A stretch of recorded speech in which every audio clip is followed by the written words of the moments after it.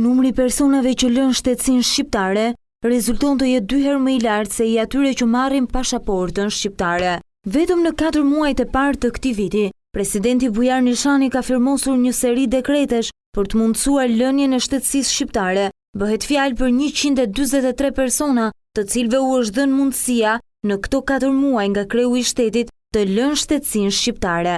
Në faqen zyrtare të presidencës janë pasqyruar të gjithë emrat e atyre personave që kanë lënë pasaportën kuqezi. Ndërkohë, numri i atyre personave që kanë marrë shtetësinë shqiptare është 2 herë më i vogël. Në bazë të ligjit të posaçëm për lënien e shtetësisë, parashikohet e drejta për ta lënë pasaportën kuqezi, por me kusht që më parë të ketë fituar një shtetësi tjetër, apo të jetë garantuar nga organet kompetente të shtetit tjetër dhënia e shtetësisë.